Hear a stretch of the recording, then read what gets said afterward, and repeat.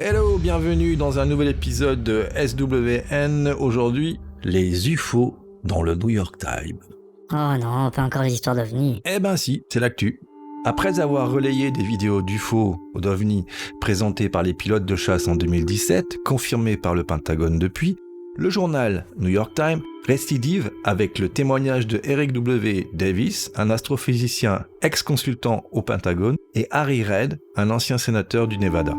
Il confirme, enfin suggère pour l'un d'eux, l'étude de matériaux avancés de fabrication non terrestre issus de crash d'OVNI.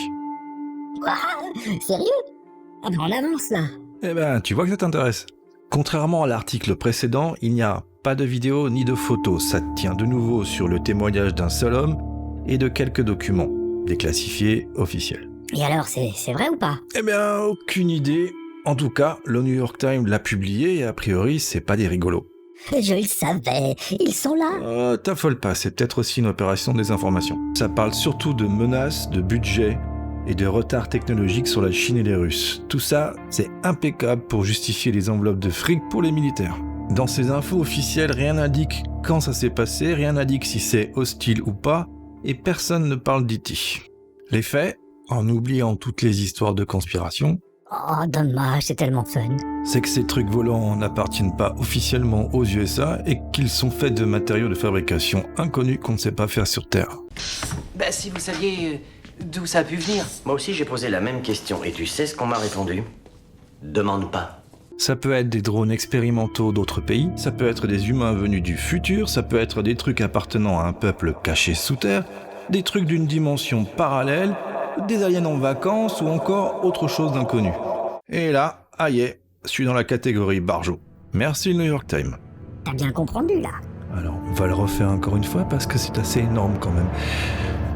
Un scientifique reconnu et officiellement employé par l'armée américaine explique qu'ils étudient des morceaux de machines retrouvés sur des épaves crashées de véhicules non terriens.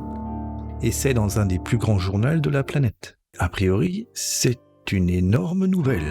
Et si le Pentagone le confirme, soit le Wakanda existe vraiment, soit il existe des programmes cachés hors de contrôle comme l'ont suggéré publiquement Eisenhower et Kennedy, ce qui me paraît l'explication la plus logique, soit nous ne sommes pas seuls dans l'univers. Il y a bien sûr plein d'autres suppositions.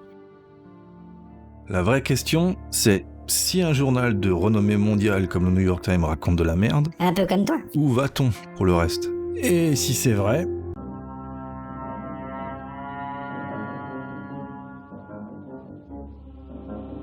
Gordon, Latu, Barada, Nikto. Latu, Barada, Nikto.